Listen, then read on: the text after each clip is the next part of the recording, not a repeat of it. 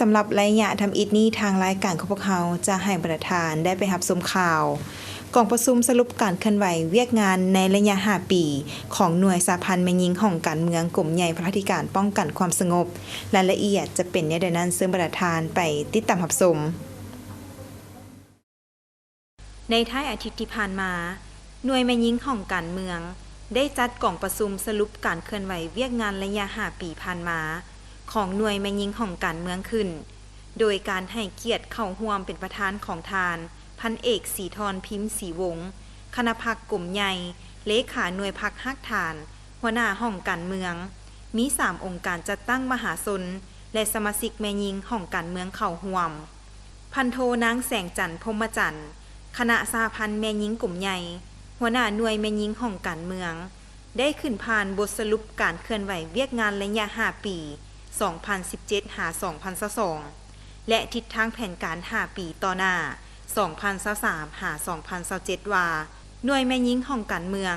สมาชิกภายในหน่วยแม่หญิง19สหายมีคณะหน่วย3สหายตลอดระยะ5ปีผ่านมาได้เอาใจใส่ศึกษาอบรมสมาชิกแม่หญิงที่อยู่ในความรับผิดชอบของตนด้วยหลายเนื้อในหลายรูปการและหลายวิธีซึ่งแสดงออกคือได้นำพาสมาชิกแม่หญิงเข้าร่วมรำเรียนเอกสารต่างๆผ่านการศึกษาอบรมเฮ็ดให้สมาชิกแม่หญิงภายในหน่วยมีคุณธาตุการเมืองหนักแน่นห้าวหันในการปฏิบัติหน้าที่การเมืองที่การจัดตั้งขันเทิงมอบหมายให้ผ่านมาได้เรียนสนับสนุน5สหายและกฎระเบียบพรรค5สหายเข้าเป็นสมาชิกพรรคสมบูรณ์5สหายได้รับการย่องยอประเภทต่างๆเป็นต้นเรียนใส่แรงงานชั้น2 1สหายเรียนใส่แรงงานชั้น3 1สหายเรียนกายแรงงาน5สหาย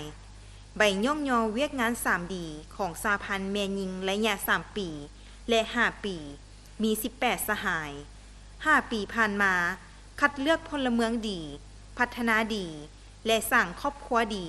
รวมมี18สหายได้ประเภท 3D ประเภท1มี18สหายเท่าห้อยส่วนห้อย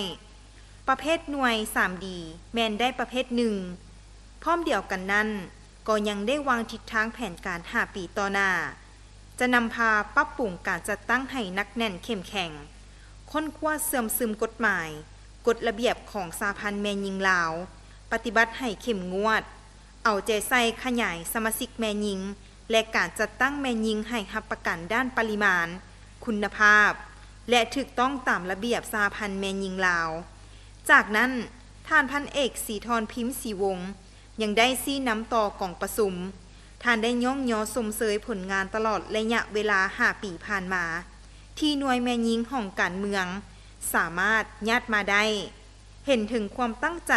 และความรับผิดชอบสูงต่อหน้าที่เวียกงานที่ทางขันถึงมอบหมายให้พร้อมทั้งได้เน้นหนักให้คณะหน่วยแม่หญิงสืบต่ออบรมการเมืองแนวคิดสมาชิกแม่หญิงให้หนักแน่นสืบต่อพัฒนาตนเองสร้างค่านิยมที่ถูกต้องกล้าคิดกล้าเฮ็ดกล้ารับผิดชอบเอาใจใส่ปรับปรุงการจัดตั้งให้หนักแน่นเข้มแข็งในทุกด้านพร้อมกันเฮ็ดสำเร็จหน้าที่เวียกงานในแต่ละระยะให้ได้ห้อยส่วนห้อย